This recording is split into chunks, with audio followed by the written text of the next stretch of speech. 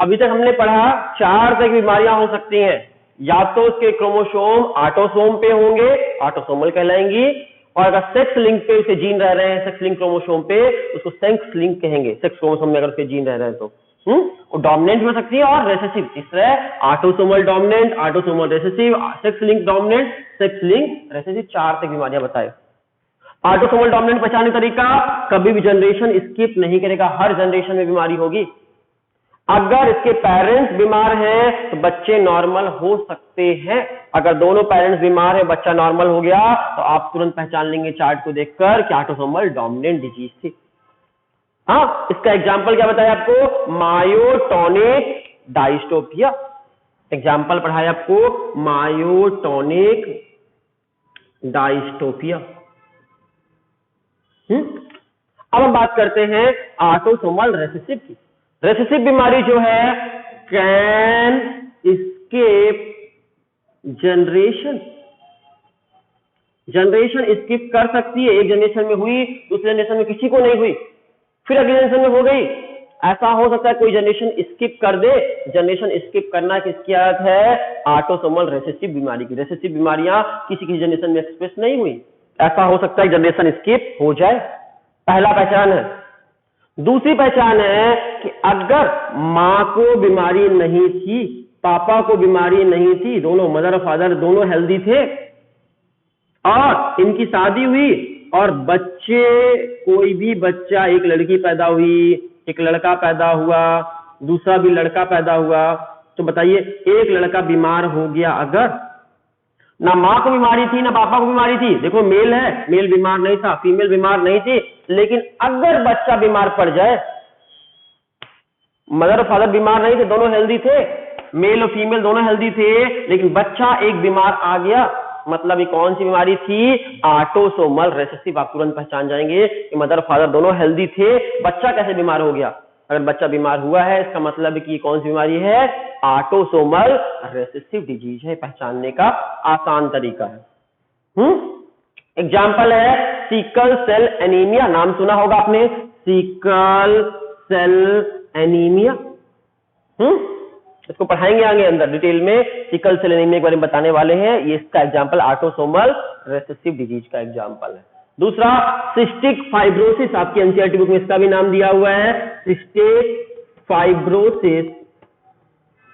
ये बीमारी भी आपकी किस में आती है, ऑटोसोमल रेसेसिव डिजीज है। सिस्टिक फाइब्रोसिस और सिकल सेल एनीमिया ये ऑटोसोमल डिजीज है। चलेंगे और आगे चले। अब तीसरी कंडीशन है सेक्स लिंक डोमिनेंट डिजीज। अब सेक्स लिंक डोमिनेंट डिजीज की बात करें तो सेक्स लिंक डोमिनेंट डिजीज जो होगी उसके क्रोमोसोम कहां होंगे, सेक्स क्रोमोसोम में होंगे।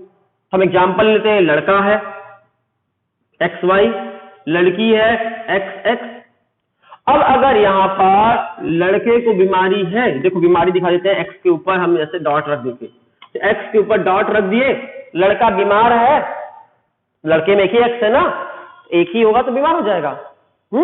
तो बीमार है तो बीमारी के बाद आप याद रखिएगा कि बीमारी हमेशा किसको जाएगी, तो यहां से जब X और XY करेंगे क्रॉस तो नॉर्मल लड़का पैदा होगा, लेकिन अगर ये X और ये बीमार वाला X करेगा क्रॉस तो आपका XX डॉट वाला आएगा। मतलब देख पा रहे हैं यहां पर, नॉर्मल लड़के, अगर बीमार लड़का है, लड़का बीमार है और लड़की एकदम हेल्दी है, लड़की को कोई बीमारी नहीं थी, एकदम हेल्दी थी, ना कैरियर थी, ना बीमार थी, ना कुछ थी, नॉर्मल लड़की की शादी बीमार लड़के से कर दे तो बच्चे, अगर लड़कियां बीमार हो जाए, किसको बीमारी होगी, सिर्फ लड़कियों को होगी, लड़कों को कभी बीमारी नहीं होगी। पापा से बीमारी डॉटर में जाएगी, पापा को फादर को थी और डॉटर को गई, और एक भी लड़कों को नहीं जाएगी, कभी भी लड़के बीमार हो ही नहीं सकते। तो देखना, अगर पापा से बीमारी डॉटर में जाए तो इस तरह की बीमारी को क्या कहते हैं, सेक्स लिंक डोमिनेंट डिजीज है। एक भी एक्स क्रोमोसोम इफेक्टेड होगा, बीमारी हो जाएगी, लड़की बीमार होगी। देखो 2 एक्स थे इसके पास, एक हेल्दी है और एक डिफेक्टेड है, ये बीमार होगी कि नहीं होगी, होगी, क्योंकि डोमिनेंट डिजीज में एक भी खराब होने पर डोमिनेंट डिजीज एक्सप्रेस हो जाता है। ये बीमार लड़की है। अब बात करते हैं सेक्स लिंक रिसेसिव पहचानने का तरीका, सबसे आसान तरीका है इसका, क्रिस क्रॉस पैटर्न फॉलो करता है ये, क्रिस क्रॉस पैटर्न सबसे आसान तरीका इसको पहचानने का, pattern. Criss cross pattern, criss cross pattern क्या होता है, एक बार लड़का को बीमारी होगी, फिर एक बार लड़की को होगी, फिर लड़का को, फिर लड़की को, मतलब हर जनरेशन में जेंडर चेंज करेगी।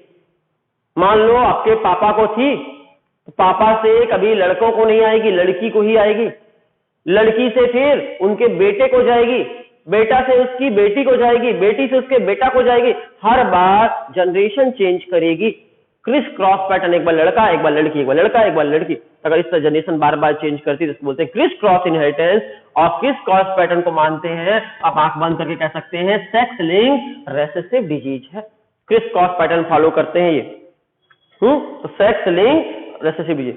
अच्छा, सेक्स लिंक रिसेसिव डिजीज में अगर लड़की को पास कितने एक्स होते हैं, 2 होते हैं, अगर एक एक्स इफेक्टेड हो जाएगा तो बीमार होगी लड़की, नहीं होगी, नॉर्मल लड़की होगी, ये कैरियर कहलाएगी, नॉर्मल लड़की।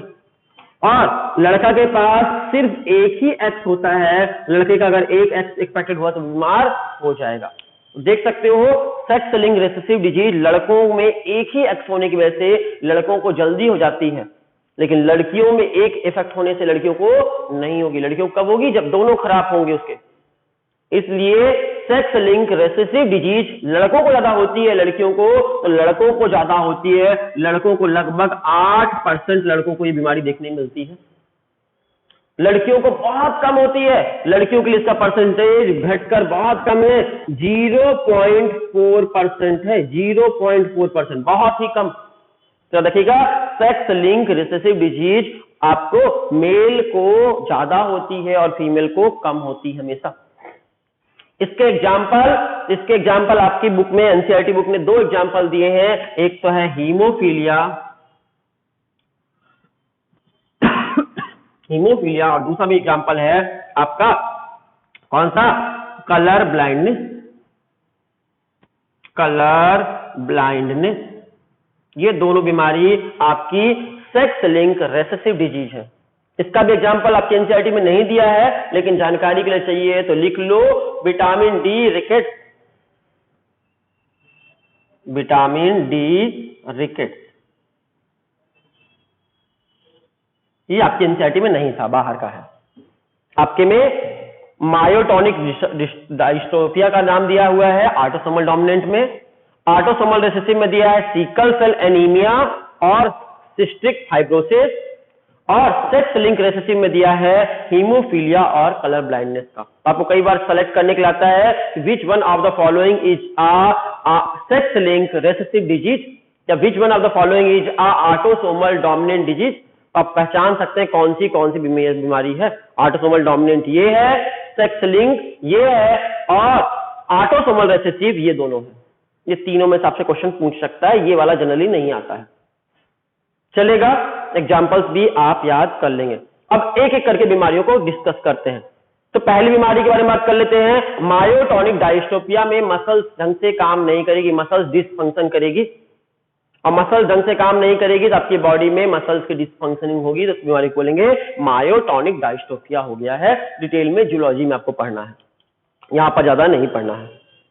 अब आपको बात करते हैं यहां पर क्या पढ़ना है। तो यहां पर आपको पढ़ना है पहली बीमारी के बारे में, जिसका नाम है हीमोफीलिया। हीमोफीलिया के बारे में आपको थोड़ा बहुत बता चुके हैं पहले ही।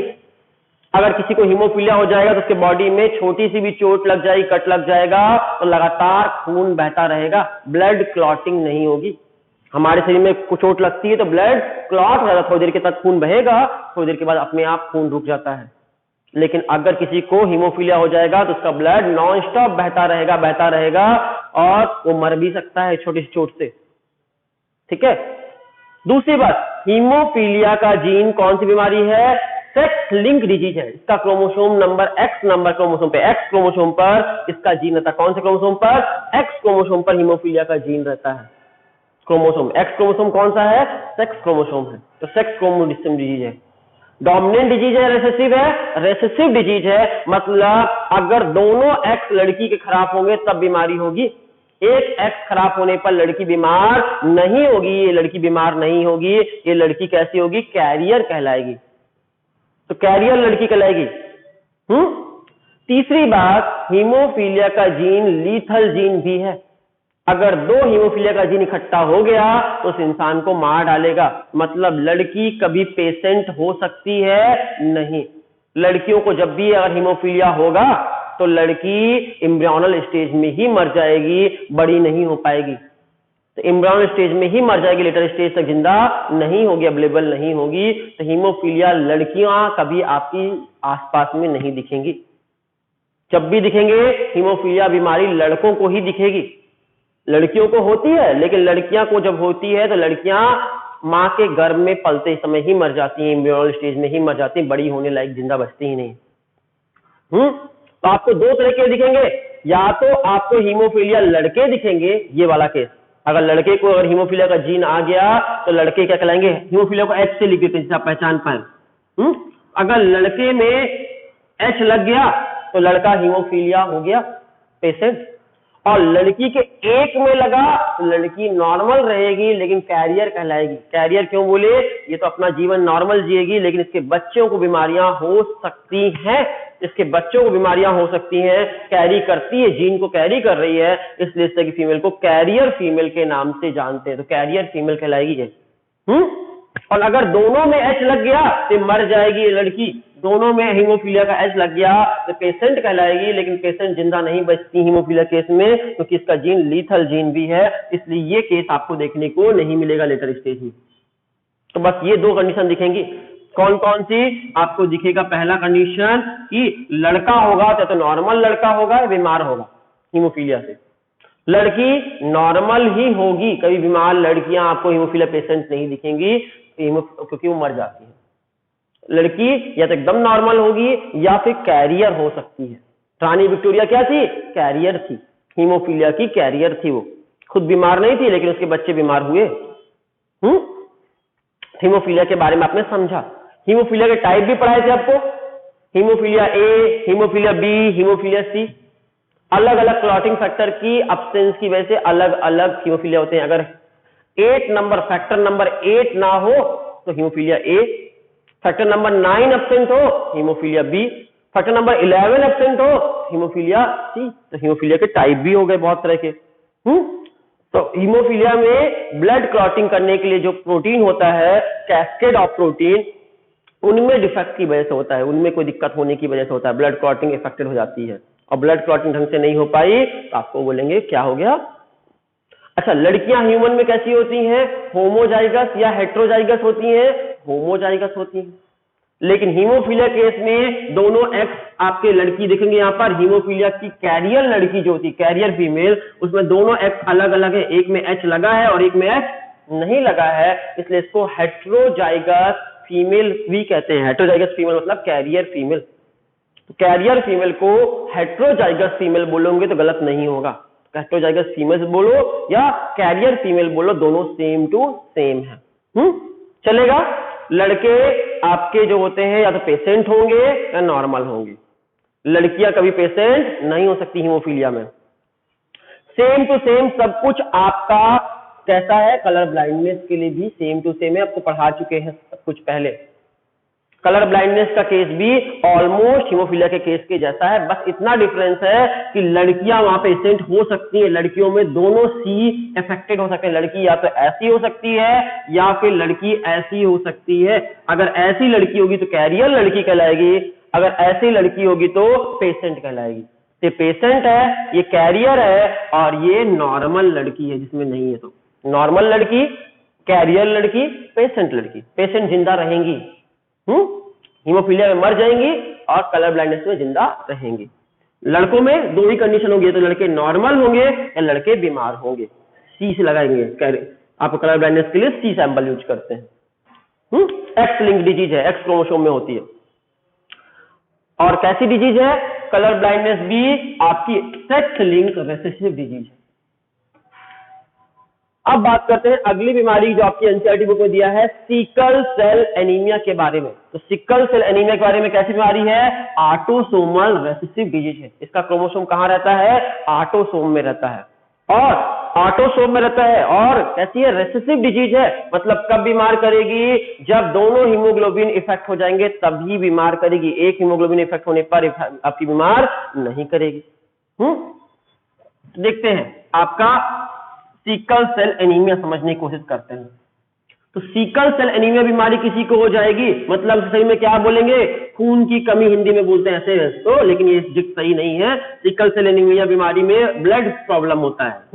क्या प्रॉब्लम होता है ब्लड में, ब्लड में कौन सा पार्ट प्रॉब्लम होता है, आरबीसी में प्रॉब्लम होता है, red blood cell, RBC effect होता है। याद रखना सिकल सेल एनीमिया में कौन सा और आपका पार्ट बॉडी के कौन सा सेल इफेक्टेड होती है, रेड ब्लड सेल। उसका क्या इफेक्ट होता है, हीमोग्लोबिन, हीमोग्लोबिन में इफेक्ट आता है। क्या इफेक्ट आता है देखते हैं, हीमोग्लोबिन का डायग्राम बनाकर दिखाते हैं आपको। ये रहा हीमोग्लोबिन का डायग्राम, एक हीमोग्लोबिन बना रहे हैं, Fe Fe Fe, ये चार आपके हिम प्रोटीन बनाए हैं। हिम का मतलब होता है आयरन, तो 4 बार हिम बना दिए, आयरन आयरन आयरन आयरन, ये 4 आयरन बना दिए, और इन चारों आयरन पे आपके ग्लोबुलिन नाम का प्रोटीन जुड़ जाएगा। कौन सा प्रोटीन, ग्लोबुलिन प्रोटीन जुड़ गया इन चारों पे। देख पा रहे हो, ये ग्लोबुलिन प्रोटीन, ये ग्लोबुलिन प्रोटीन, ये ग्लोबुलिन प्रोटीन, ग्लोबुलिन प्रोटीन, ये क्या है चारों, ये था हिम, और ये हिम जो था, हिम में ग्लोबुलिन प्रोटीन लग गया तो बन गया हीमोग्लोबिन। हीमोग्लोबिन कैसे बनता है, आयरन और ग्लोबुलर प्रोटीन के जुड़ने से। कितने ग्लोबुलर प्रोटीन जुड़े, 4, 1 2 3 4। ऊपर के दोनों को बोलते हैं अल्फा, इसको बोलते हैं अल्फा, इसको बोलते हैं बीटा, इसको कहते हैं बीटा। तो ग्लोबुलर प्रोटीन कितने तरह के हैं, 2 तरह के, अल्फा ग्लोबुलर प्रोटीन और बीटा ग्लोबुलर प्रोटीन। कितने अल्फा होते हैं एक हीमोग्लोबिन में, कोई पूछे आपसे, नीट में आया हुआ क्वेश्चन है, एक हीमोग्लोबिन में कितने अल्फा प्रोटीन होते हैं, 2 अल्फा प्रोटीन होते हैं और 2 बीटा प्रोटीन होते हैं। याद रखिएगा, 2 अल्फा और 2 बीटा। एक हीमोग्लोबिन में 2 अल्फा प्रोटीन और 2 बीटा प्रोटीन होते हैं। तो देख सकते हैं 2 अल्फा प्रोटीन ऊपर जोड़ दिए, 2 बीटा प्रोटीन हीमोग्लोबिन रहेगा। अब बीटा प्रोटीन क्या है, प्रोटीन किससे बना होता है, अमाइनो एसिड से। तो अमाइनो एसिड से बना हुआ होगा, तो यहां पर बहुत सारे अमाइनो एसिड होंगे। इन अमाइनो एसिड यहां पर आपके लाइन से बहुत सारे अमाइनो एसिड जुड़े हुए होंगे, 1 2 3 4 5 6 7, ऐसे बहुत सारे अमाइनो एसिड से जुड़कर बना होगा आपका, कौन बना होगा, आपका एक प्रोटीन। इनके नंबर होंगे 1 number, 2 number, 3 number, 4 number, 5 number, 6 number, 7 number, ऐसे बहुत सारे नंबर होंगे इनके। कौन से प्रोटीन की बात कर रहे हैं हम, ग्लोबुलिन प्रोटीन की। उसमें अल्फा या बीटा की बात कर रहे हैं, बीटा वाले की बात कर रहे हैं, बीटा प्रोटीन की बात कर रहे हैं जो नीचे जुड़ा हुआ था। और इस बीटा प्रोटीन में लंबी सी चैन थी अमाइनो एसिड की, इसकी चैन नंबर 6 जो है, 1 2 3 4 5 6 नंबर की चैन जो है, यहां पर आना चाहिए था गाग, GAG, यहां होना क्या चाहिए था, GAG होना चाहिए था, लेकिन GAG ना होकर गलती से क्या हो गया वहां पर, तो यहां पर गलती से 6वें नंबर पर GUG हो गया, गलती हो गई। होना क्या चाहिए था, GAG होना चाहिए था, ठीक है, और हो क्या गया, GUG हो गया गलती से। GAG का मतलब होता था ग्लूटामिक एसिड और GUG का मतलब होता है आपका बेलाइन। होना क्या चाहिए था, ग्लूटामिक एसिड होना चाहिए था यहां पर, और हो क्या गया, बेलाइन आ गया। कौन सी नंबर पोजीशन पे, 6वीं नंबर पोजीशन पे। जो भी घटना हुई वो 6 नंबर पोजीशन पर हुई। रिपीट कर रहे हैं, हीमोग्लोबिन के बीटा प्रोटीन के 6 नंबर पोजीशन पर ग्लूटामिक एसिड की जगह पर बेलाइन प्रोटीन आ गया, बेलाइन अमाइनो एसिड आ गया। एक बार फिर से रिपीट करते हैं, हीमोग्लोबिन के बीटा चैन में 6 नंबर पोजीशन पे ग्लूटामिक एसिड की जगह पर बेलाइन आ गया, GAG की जगह पर GUG हो गया। इतनी सी माइनर गलती हुई, एक ही जगह U आ गया बस, तो GAG की जगह में GUG हो गया, तो ग्लूटामिक एसिड ना बनकर वेलाइन बन गया। कौन से नंबर पोजीशन पर, हीमोग्लोबिन के बीटा प्रोटीन के 6 नंबर पोजीशन पर ग्लूटामिक एसिड की जगह में वेलाइन बन जाता है। इस तरह की बीमारी को होते हैं सिकल सेल एनीमिया। और इस बीमारी में होगा क्या, इस बीमारी में आपका आरबीसी अपना शेप चेंज कर लेगा और आरबीसी किस शेप का हो जाएगा, आरबीसी शेप हो जाएगा सिकल शेप का, हंसिया आकार का हो जाएगा, सिकल के शेप का हो जाएगा और इसलिए इसे सिकल सेल एनीमिया कहते हैं। कब होगा ऐसा सिकल शेप का, जब उसको क्या होगी, ऑक्सीजन की कमी महसूस होगी। तो देखिए ऑक्सीजन की टेंशन पे, under the low oxygen tension, जब ऑक्सीजन की कमी पड़ेगी, जब बहुत तेज दौड़ रहा होगा, भाग रहा होगा, कुछ भी कर रहा होगा, ऑक्सीजन की टेंशन पे, लो ऑक्सीजन टेंशन पर उसका आरबीसी चेंज होकर हंसुआ आकार का हो जाएगा। और ये जो आपका सिकल शेप का जो आरबीसी है वो ब्लड वेसल में जाकर फंस जाएगा और ब्लड वेसल को जाम कर देगा। ब्लड वेसल जाम होगा तो उसको हार्ट अटैक या कोई और तरह की प्रॉब्लम हो सकती है और वो मर सकता है। सिकल सेल एनीमिया केस में लोग पेशेंट जल्दी मर जाते हैं। एक और लाइन रखिएगा, जिस पेशेंट को सिकल सेल एनीमिया हो जाता है उसको मलेरिया डिजीज आसानी से नहीं होती, मलेरिया डिजीज के लिए रेजिस्टेंस पावर डेवलप हो जाता है।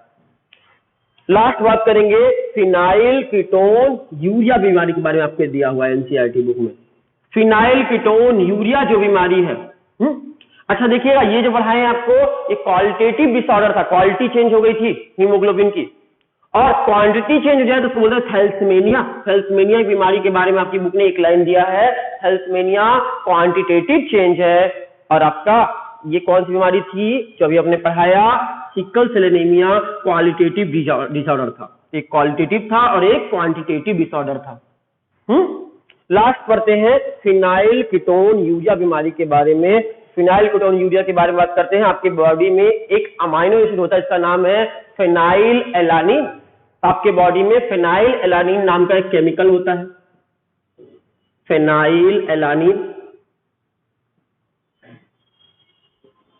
ये अमाइनो एसिड है।